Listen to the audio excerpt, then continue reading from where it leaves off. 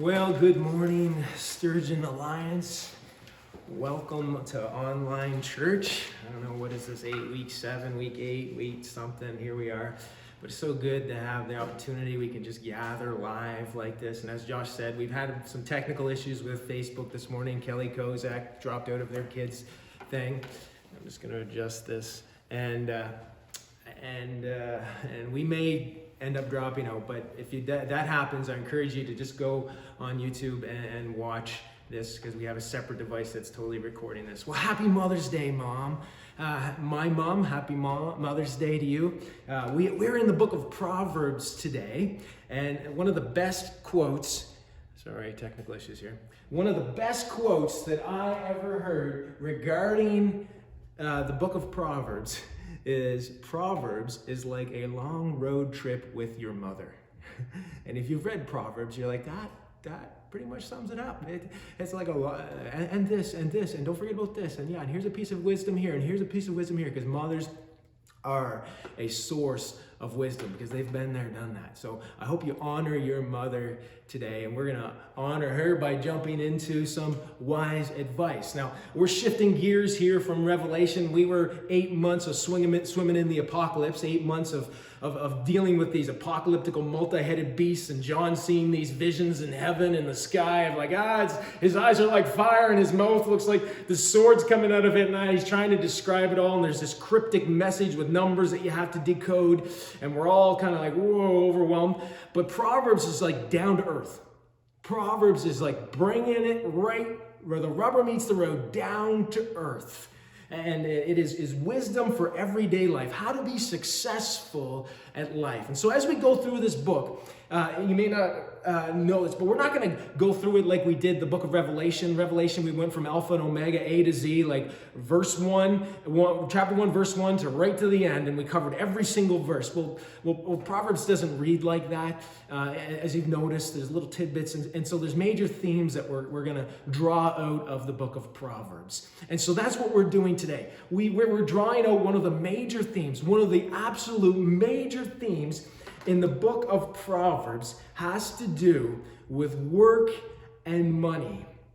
And the context for the book of Proverbs is a parent speaking to an adolescent son, or it's a father specifically, but you see the mother in there a little bit, but it's mainly the father who is speaking to his adolescent son, and we are kind of a fly on the wall in this whole conversation. You know when you see a quote sometimes that you really can identify with, and it just makes you smile. For me, there's this guy named Mark Twain, and he's no longer alive, but he had some really good quotes that when he says them, you can just be like, I can totally identify with that. I'm going to read you a quote that he said that I'm sure almost every one of you who's in their late 20s and 30s can totally kind of smile and identify with this. Here it goes. Mark Twain said this: "When I was a boy of 14, my father was so ignorant I could hardly stand to have the old man around. But when I got to be 21, I was astonished at how much the old man had learned in 7 years." And when we smile, we realize that I don't think his father learned anything. I just think the son did. Remember when you were young, a young adolescent, and you knew it all? Remember when mom and dad were just so old-fashioned and they didn't get how the world worked and they were so ignorant? Remember those days? I think it's the natural bent of every single adolescent youth, especially sons, I was there too, to think that their parents don't know anything. And every single one of you, I'm sure, have your story. When I was about that age, 14, 15 years old, I can remember that we were building a house, and we were clearing the land for trees, and we had to cut them all down, and we were going to build a house as a family, and we went there on the weekends and the evenings, and we're getting the land ready to dig a hole and build a house. And it was a great family project. And my dad got a chainsaw, and he'd use a chainsaw his whole life, and he was cutting down trees, and we would my brother and I would move all the logs and burn all the brush, And I can remember as a 14-year-old boy going, Dad, I want to use that chainsaw. It's like a power tool. It's like, I want to use a power tool. Dad, let me use a chainsaw. It was, it was a good sized chainsaw. You're cutting down some big trees. And every single time Dad was like, no, I don't think you're ready. And this went on for weeks and months. And I was like, Dad, I want to use the chainsaw. Dad, can I use that? Can I cut this? Can I cut that? Oh, he's going to cut something. Can I grab it? Can I just cut that? And finally my dad looked at me, and I've said this before in the sermon. He said this, he overstated it, but not for a 14-year-old boy. He said, the only way that you can use a chainsaw is if you're scared to death of it. And he went on to tell me stories of family members and friends and who had accidents with it, because you can't be complacent with it. The thing doesn't know a difference between a log and your leg, and you got to always know where that saw blade's going to go, and you have to be scared to death of it. And so eventually he did let me start to use it. He said, okay, now put your feet here, hold your hands there, do this, and he let me cut a few logs and got me to use this chainsaw, but he told me a healthy fear of it. Well, fast forward just a few more years. I'm 16 or 17 years old. I'm working on a farm, an orchard, and the boss drops me and another guy off, and he tells us to cut these 10 apple trees down. He gives us these little chainsaws, and he takes off. And he's like, all right, here we go. This will be fun. He says, cut them all up in this much length. And so we start cutting, and I take this chainsaw, and I'm thinking, oh, this is no problem. Dad didn't know what he's talking about. I'm just hacking away. I take a branch in one hand, and I take the chainsaw in the other hand, and I cut. And I don't know what happened, but in a split second, that chainsaw goes right down, and it chewed up all my pants and scraped and just barely made me start to bleed on my leg. And automatically in my mind, I thought, my dad is a genius. My dad is the smartest man in the world. I see what he's talking about here. This can cause a lot of damage unless you're scared to death of it. I think it's the natural bent of every single adolescent to think that they know better than their parents. But Proverbs is written from the perspective of a father written to his son. And since the natural bent of every adolescent is to think that they know better than their son, you'll see in the book of Proverbs, if you've been reading it and doing your devotions, that how many times does the father say, listen, pay attention, listen. I find myself as father saying that to my kids who are that age. Listen, no, you think you know. Oh, I can see it. You think you know, but you don't know. Just listen. Just listen on this issue. Just listen on this issue. Count how many times the father says, listen. You know, the home, the family, the parents are to be the primary disciple makers of their kids. We've said that over and over. Josh has said it. Kelly Kozak has said it. The family, the parents, are to be the primary disciple makers of their kids. The church is to be supplemental to that, not the other way around, okay? And when we read Proverbs, we are getting an inside look at this disciple making. We're getting an inside look at this command that God commanded the people of Israel to do back in Deuteronomy chapter 6. Back in Deuteronomy chapter 6, quickly. Deuteronomy means the second law. It's the second time that Israel was going into the promised land. They went in to go in the promised land the first time, but they sinned and they had to wander around for 40 years. When they go into the second time, God gives them the commandments. Here's how you set up society. Here's the best way to set up a society. Here's the laws. And he tells the parents are the primary disciple makers, the primary godly teachers in the whole society. And Deuteronomy chapter 6 says that it's the great Shema. It says, "Hear, O Israel, the Lord your God is one. You must love the Lord your God with all your heart, your soul, your mind, and your strength." And then it says this, "These commandments that I give you today are to be on your hearts. Impress them on your children. Talk about them when you sit at home, when you walk along the road, and when you lie down and when you get up." When you sit, when you walk, when you lie. Basically, 24 hours a day, don't stop talking about what it means to fear God and love God in your everyday life. Don't stop talking to your kids about what it means to fear God and love God when it comes to money, when it comes to sex, when it comes to words that come out of your mouth, when it comes to dealing with difficult people, when it comes to the decisions of your everyday life. Talk about it all the time. Now, if you've read the book of Proverbs, If you've read the book of Proverbs, you realize that there's this randomness to it. Especially when you get to chapter 10, which is today if you're doing your personal devotion. It's chapter 10 and to the rest of the book. It's like every single verse is an entirely different subject. It's like, whoa. It's like jumping from subject to subject to subject to subject to subject. And there's a lot in there if you pause. And why is that? Well, it just reflects the randomness of parenting. Every parent knows that you could hit lunchtime and you could cover all 20 of those subjects by lunchtime with your kids, right?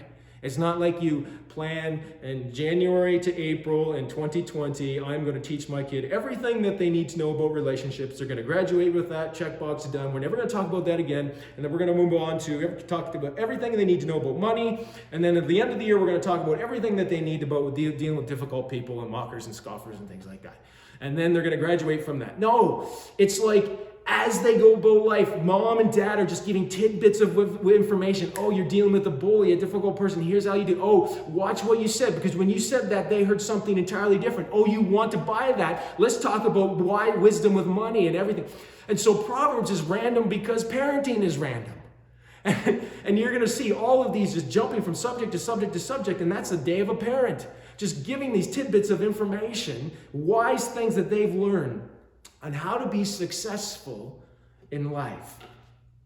And so when we see this book of Proverbs, we are really just a fly on the wall watching this conversation, watching this father speak to his son about how to be successful in life. But this isn't just for adolescent sons who are kind of at the cusp of responsibility, who are at the threshold of stepping out into the world. This isn't just for sons. This is for everyone. This is God's wise advice for everyone. Because I do know this, that every single one of us, when it comes to wisdom, the best way, the most successful way to live life, is that we can, to use a nautical image, drift with the wind and the waves of the world can blow us away from God's best for our life if we're not anchored in God's wisdom all the time. Or to mix illustrations here, we can become complacent with the chainsaw and we can end up causing a lot of damage in our life. So today is maybe a good time for us to re-anchor. And we're going to talk about this whole topic of work and money, because it is one of the major themes that the father wants to impart onto his son. So maybe this is a good re-anchoring time, especially with, if you look at what's going around the world right now with COVID-19, there's a lot of money and work, worry and woes when it comes to those things. And maybe this is a good time for you to do some self-reflection as you are a fly on the wall in this conversation, as his father's speaking to the son about how the world works and money and how we're supposed to see it and how we're supposed to view it. Okay, so maybe this is a good time for us. But as we jump into this discussion on work and money in the book of Proverbs, I just want to give a quick disclaimer that this is not an exhaustive financial course. We're going to talk about it this Sunday and next Sunday. This isn't an exhaustive financial course like Dave Ramsey. If you've heard of Dave Ramsey, he's an amazing, wise man when it comes to money and work. He has like a 12-hour course. And I know some of you have accepted Dave Ramsey as your Lord and Savior. And that's tongue-in-cheek, I'm saying that. And that's a good thing. He's got some really wise principles with money. But if you want something like that and you're kind of in a total mess, beyond what we're going to talk about this Sunday and next Sunday, I encourage you to reach out to me. And I have people in our church who would gladly walk you through that 12-week course on financial management God's way. But we're just going to touch on just some foundational understandings of work and money over these next 2 weeks, this week and next. And so what I did is I went through the whole book of Proverbs, read it through, and every time the father spoke to the son about money or work ethic or laziness or anything like that, I wrote it down. And I had like 3.5 pages of 12 font, like this, just 3.5 pages. It was a pile. He spoke to him a lot about money. All these tidbits of information. Sometimes it was extended sections, sometimes it was just verses here and there. And what I did is I kind of themed them and broke them up into 6 main things, because sometimes he's saying the exact same thing with a little bit more evolving clarity on it.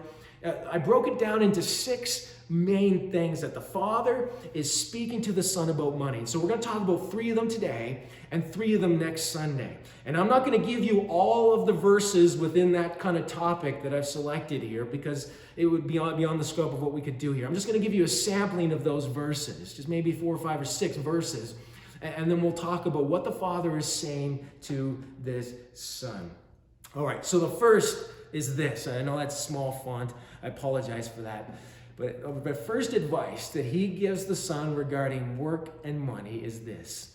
Starting at the very beginning, a proper work ethic. Developing a proper work ethic will serve you well in life. Oh, let's read some verses here. This is a huge topic. How many times he mentions the sluggard? Let's read just a few verses. I'm sorry that that's small. It's in Proverbs chapter 6. Unfortunately, throughout this, I'm going to jump around in Proverbs. You're not going to be able to follow along with your Bible. It's going to be on the screen. Hopefully, I'll make the font bigger next time. Anyway, Proverbs chapter 6 says this. Go to the ant, you sluggard. Consider its ways and be wise. It has no commander, no overseer or ruler, yet it stores up provisions in summer and gathers its food at harvest. How long will you lie there, you sluggard? When will you get up from your sleep? A little sleep, a little slumber, a little folding of hands to rest, and poverty will come on you like a thief, and scarcity like an armed man. He goes on to say in chapter 10, lazy hands make for poverty, but diligent hands bring wealth. He who gathers crops in summer is a prudent son, but he who sleeps during the harvest is a disgraceful son. The one, in 18, the one who is slack in his work is the brother of one who destroys. Just a few more here. Two times in the book of Proverbs it says this.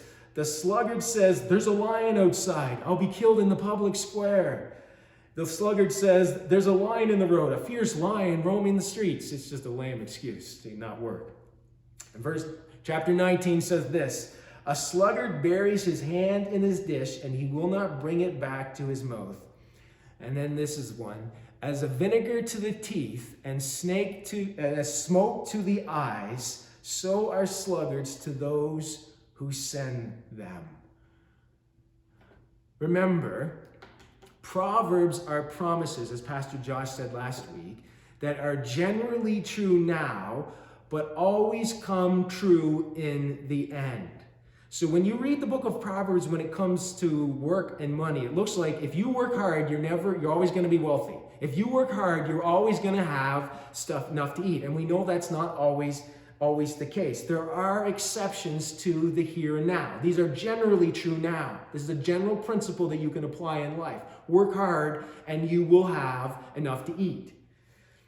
But there are exceptions to that. That's why within the wisdom literature, you have the story of Job, which is another wisdom book. And if you remember from the story of Job, Job was not a lazy man. He was not a sinful man. Quite the opposite. He was an upright man, but he lost all of his health and his wealth, and it was all for the glory of God. And so, just because someone is poor does not mean that they are sinful and lazy. So never assume that all wealth is a blessing from God, nor is all poverty a curse from God. But this is just a general principle that the Father wants to teach his Son, that developing a proper work ethic will serve you well in life.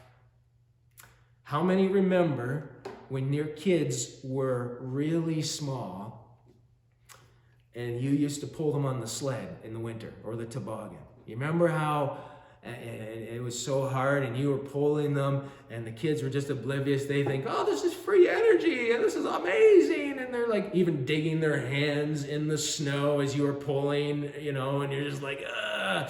And it's the parent's job to move them from sitting on the toboggan to pulling it in life.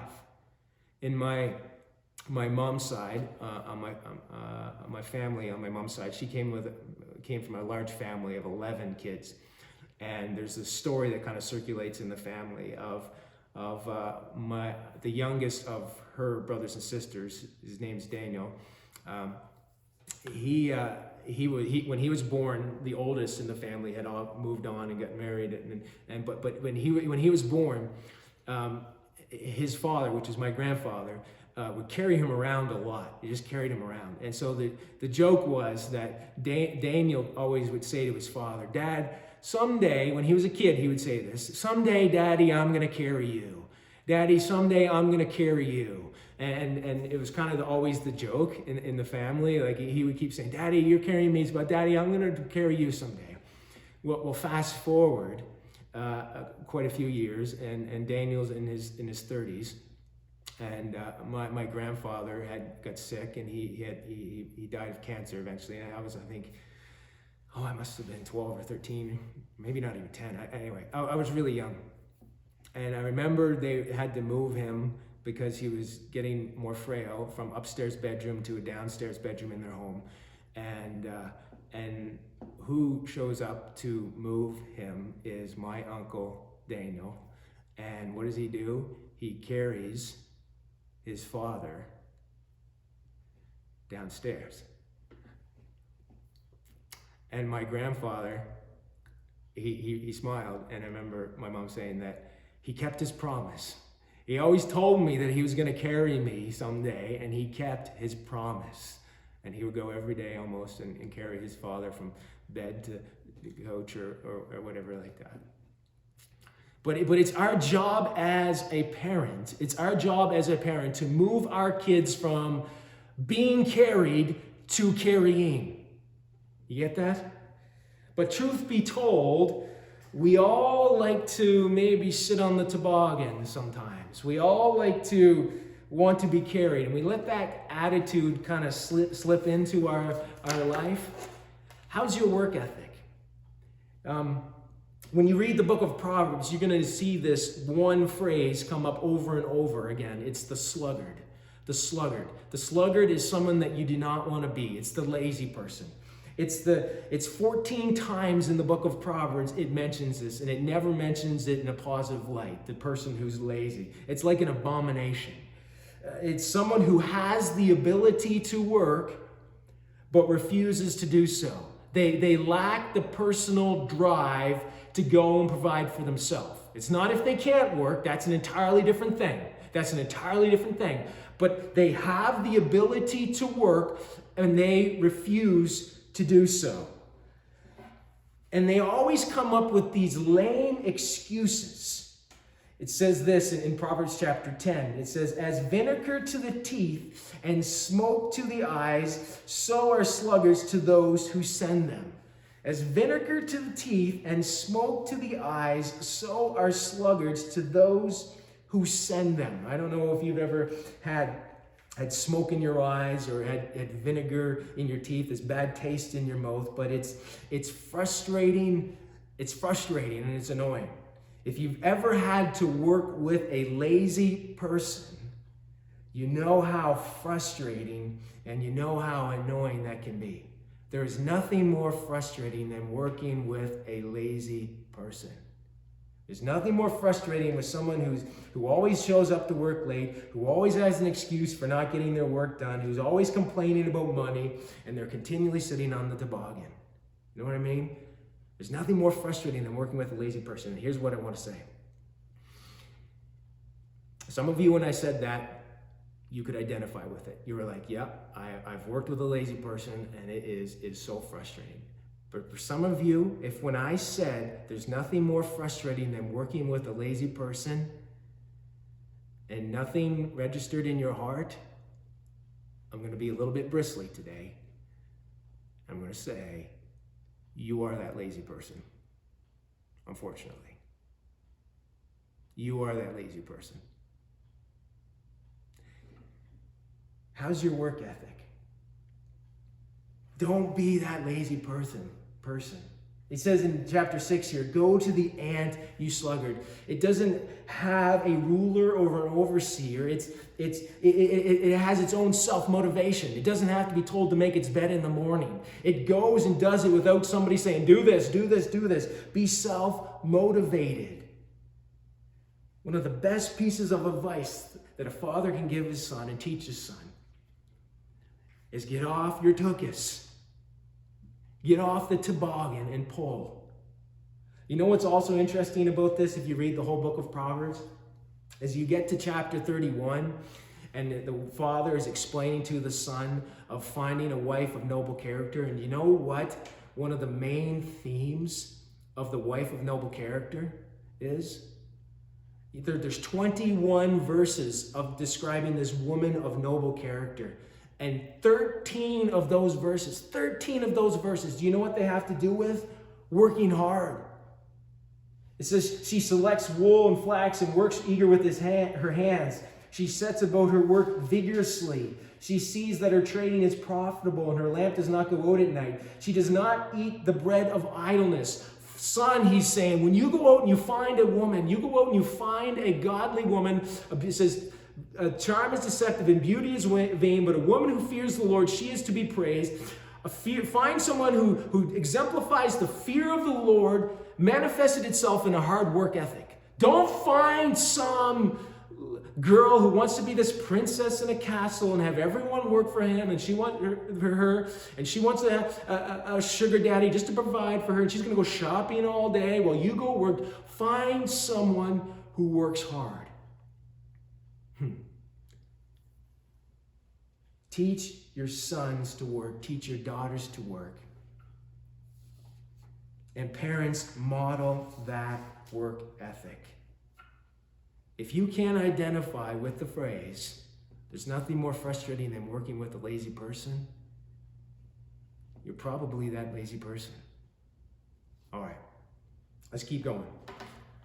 The second thing that the father wants to teach his son about money is this: learn the joy of delaying gratification. Learn the joy of delaying gratification. Here's a few verses. The sluggard's appetite is never filled, but the desires of the diligent are fully satisfied. Chapter 20 says this: whoever loves pleasure will become poor. Whoever loves wine and olive oil will never be rich. Listen to this. He says this: the wise store up choice food and olive oil, but a fool gulps theirs down. The craving of the sluggard will be the death of him, because his hands refuse to work. All day long he craves for more, but the righteous give without sparing. Chapter 28 says this: those who work their land will have abundant food, but those who chase fantasies will have their fill of poverty. A faithful person will be richly blessed, but one eager to get rich will not go unpunished. Chapter 14 says this: a heart of peace gives life to the body, but envy rots the bones. And here's a good one: the rich rule over the poor, and the borrower is slave to the lender. How many here can identify with this? That you were going to buy something, and then you couldn't quite afford it, and you went and you bought it anyway, and then you wished you hadn't because you maybe overextended yourself? I think every single one of you, if we were in the sanctuary this morning, would put up your hand. We've all made a foolish purchase at one point or another. Extended ourselves because we think, oh, we need that. We craved it. We wanted it. And we need to gratify our flesh right now. And we go and we buy it, and then we're like, that wasn't really what I wanted. In the book of Proverbs, a fool is someone who satisfies their craving or satisfies their flesh as soon as possible. And they're not satisfied. They gulp theirs down and they're never filled. Now, since Proverbs is written to young men, I'm going to give an illustration that perhaps young men can identify with: video games. In video games, there's two types of video games now. For those who don't know, there's these things called first person. Here's Mario, first person, where you're seeing it right through his eyes. Or there's third person, where the camera angle is back behind the individual that you're controlling. And when it comes to wisdom is being able to see yourself in third person. Wisdom is stepping back from yourself and not getting immersed in the whole experience, but stepping back from yourself and saying, here's what I crave, but here's what I need to do. You can kind of see yourself in third person. Here's what I crave regarding sex. Here's what I crave regarding words that are going to come out of my mouth. Here's what I crave regarding dealing with difficult people. Here's what I crave when it comes to making that purchase and spending my money. But seeing yourself in third person and saying, here's what I need to do. Debt. The rich rule over the poor, and the borrower is slave to the lender. Debt is not sin. Debt is slavery. You get that? Dave Ramsey we'll talk about this. Debt is not necessarily sin. And Dave Ramsey will say that the only good debt that you should have is a mortgage, and if you need it, a student loan. Pay that down as soon as possible, but there shouldn't be any other debt in your life. Okay? But he has all these principles of paying down debt if you get yourself and you've overextended yourself and you have delayed gratification. And if you want to talk about that later. But debt is not a sin. Debt is a slavery. So when you sign up for debt, you're signing up to say, put me into slavery. Here, I am a slave to you to pay this back. Credit cards. Credit cards. I'm going to overstate this, but let me talk about an illustration that I already used about a chainsaw. Credit cards are like a chainsaw. You got to be scared to death of them. They can cause a whole lot of hurt in your life. I've talked to so many people who haven't delayed their gratification because credit card says enjoy now, pay later, enjoy now, pay later, enjoy now, pay later, and you're not even giving any thought about your future. I've talked to so many people that have gotten into trouble because they haven't delayed that gratification. They wanted that thing now, and they have misused the chainsaw. They've become complacent with the chainsaw. Now I know everyone needs one credit card, but Dave Ramsey will say, only use it when you have the cash on hand.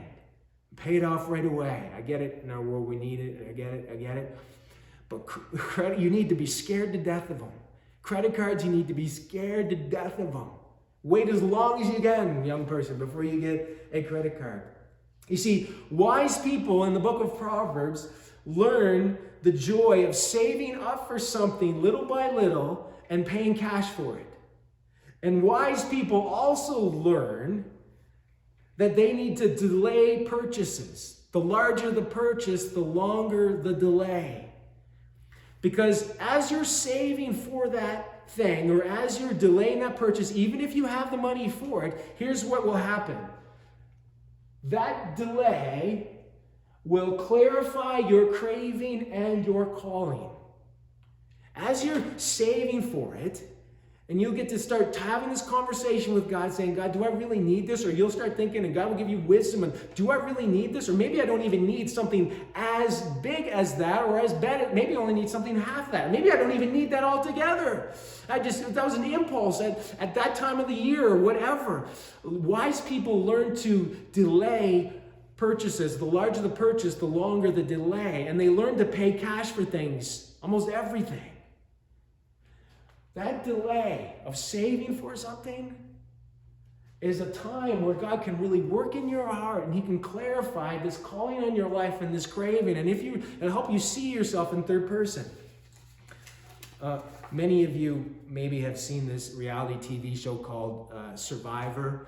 It's been on for, I think, maybe 25 years. And the reason I think why it's so popular, because it reflects a lot of the emotions and the situations that we find ourselves in life. And one of the things that they always do in this TV show is they have these immunity challenges. And if you win the immunity challenge, you get this really big prize in the end. Like you get to stay in the game, which ultimately means that you might win the $1 million in the end. Well, I was watching this one where they had an immunity challenge, and they usually have teams, but instead they made them all individual. And they said, okay, whoever stands here the longest will win the immunity idol and a chance to get a bigger prize. And so what they did was they put them on these posts in water, up from the water, standing, and they said, stand there. Whoever stands there the longest all day long into the evening and doesn't jump off the pole will win immunity idol, a chance to get something so much better. And so first hour goes by, people are standing, second, third, fourth hour, people, and then someone gets tired. But then the host starts doing things. He brings out like a whole plate of donuts. And these are people who are like hungry for food and things like that. And he says, hey, all these delicacies you can have if you jump off that pole right now. And some people jump off. And then an hour later, he comes out and he brings this whole cheeseburger meal. And they're like, man, they're hungry and they haven't had protein in a long time. And then some people jump off too. And then he brings out like this bedding and pillows and a mattress because they were sleeping on the ground. And he's like luring them off. If you just give into the self-gratification now, you can have this, but you forfeit a larger prize later. Often in life, we need to learn the joy of delaying gratification. Often in life, there's a greater reward in the end for stepping outside of your cravings and seeing what do you really want and what does God really want for your life. So learn the joy of delaying gratification. The third and final thing that the Father speaks to the Son about when it comes to money is about financial honesty and integrity, and that it's worth it. Oh, that is a major theme in the book of Proverbs when it comes to money. It's about being honest and living with integrity. Listen to these verses. Chapter 10, verse 2 says, ill-gotten treasures have no lasting value, but righteousness delivers from death. The Lord detests dishonest scales, but accurate weights find favor with him. Chapter 16, honest scales and balances belong to the Lord. All the weights in the bag are his making. Chapter 20 says this, differing weights and differing measures, the Lord detests them both. The Lord detests differing weights. You get the idea about this? Detest, we'll talk about that. The Lord detests differing weights, and dishonest scales do not please him. Food gained by fraud tastes sweet, but one ends up with a mouthful of gravel.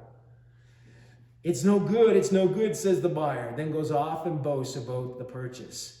And a fortune made by a lying tongue is a fleeting vapor and a deadly snare. This is a major theme in the book of Proverbs.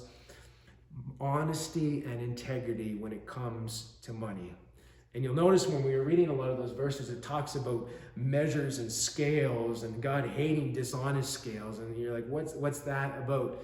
Well, in biblical times, they used weight like we do today for most things. They used weight to determine worth of something. So they had these things called scales, and this is kind of some they've dug up from archaeology. And there was a shekel, a mina, and a talent. So that would be small, medium, and large size weights. A shekel was 11 grams, a mina was 570 grams, and a talent was about 34 kilograms. And so whatever you were going to buy, whether it's going to be some grain or some flour, they would put maybe 3 shekels over here, and then they would measure that much grain over here, and it had to balance, right? Well, a dishonest person, because there was no real universal weights in those days, these are all the weights down here, a dishonest person would tip the scales in their favor. They would make their shekel smaller when they were selling something so that they would get more money. And then they would make their shekel bigger when they were buying something so they get more product. You see what I'm saying? This is what, in those days, what packaging is for us today. How many of you ever been duped by some packaging? When they rebrand something and it's a whole new packaging and you get it home and you didn't even look at how much it weighed and it was less because the whole bottom of the container is dented in. I bought ribs the other day and it was in this cardboard sleeve and I take it out and it's like half the size. It was deceiving. And so the Father is telling the Son is don't be that financial deceiver. Don't try to fool people financially with your money. Be honest. Let me ask you some honesty questions, some financial honesty questions that may penetrate into your heart. Do you cheat on your taxes? Do you take that thing from your company that's big or small? Do you return overpayment? Are you honest with your hours that you've worked? Do you sell something without revealing everything about it? Are you really sick on your sick days?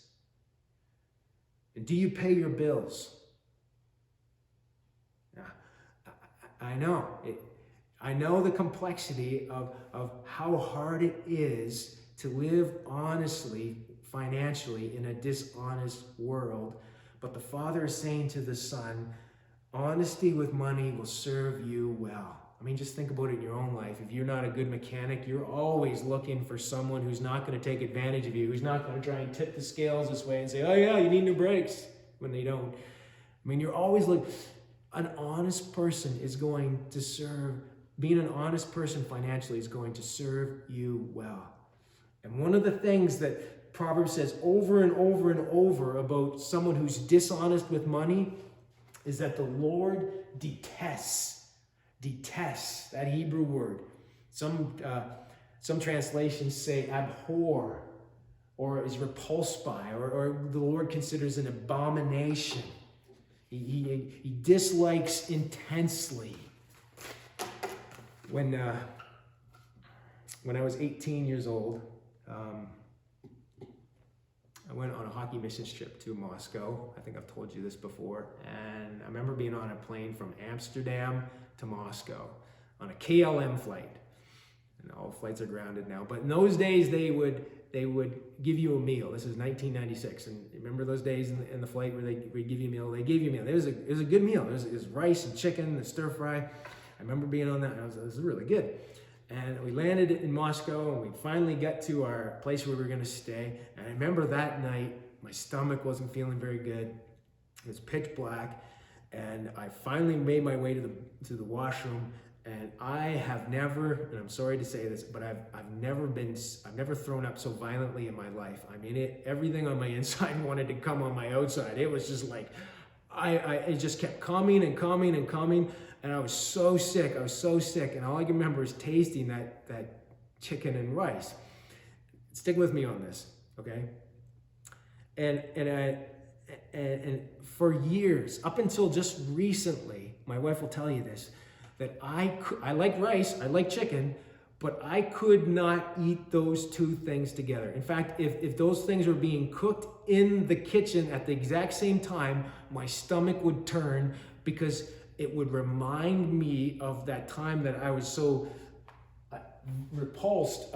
I just detested me. I was so sick. I was like, oh. And that's the word here that Proverbs uses to describe how the Lord feels with someone who's dishonest with money.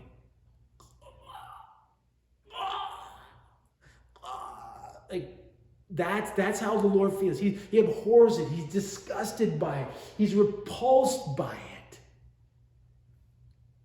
I'm reminded of the story in the New Testament of Ananias and Sapphira.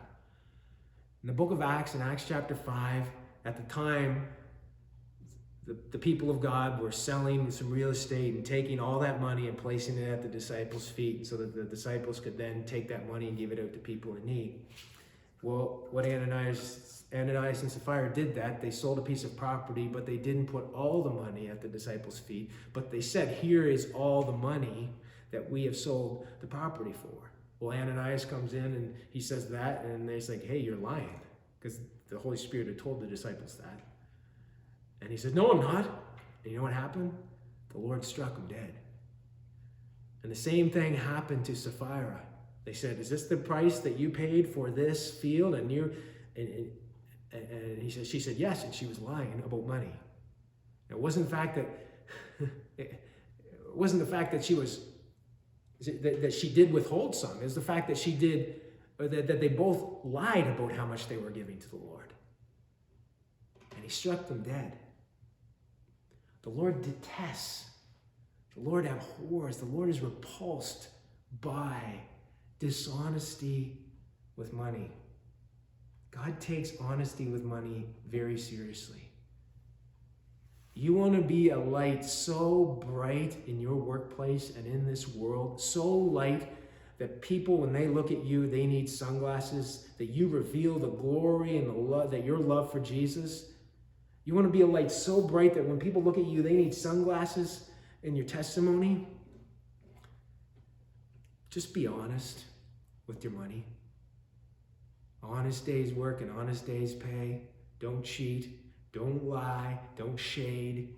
Just be honest with your money. So here we are. 3 pieces of wisdom about money, and we're going to talk about 3 more next Sunday. Developing a proper work ethic will serve you well. Don't be the one that sits on the toboggan the rest of your life. Be the one who's pulling the toboggan. Don't be the sluggard. Learn the joy of delaying gratification. Be able to see your life in third person. And see, here's what I'm craving, but here's what I really need to do. Because there's a greater reward later. And financial honesty and integrity is worth it. It'll serve you well in life. And the Lord, He detests, He abhors those who are dishonest with their money.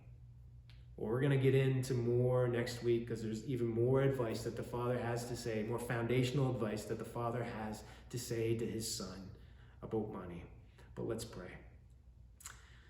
God, thank you for this morning. Thank you for an opportunity just to gather around this very down-to-earth book of Proverbs. Thank you that we can look in on this conversation of this father to this son. And I pray, Lord, that as we've talked about this whole issue of money and work ethic, that you would convict us where we need to be convicted, change us where we need to be changed, encourage us where we need to be encouraged with this whole issue of finances and work. And I pray, Father, that you would make us all more into the image of your Son, Jesus. Thank you for this time together. We pray this in Jesus' name. Amen. Blessings.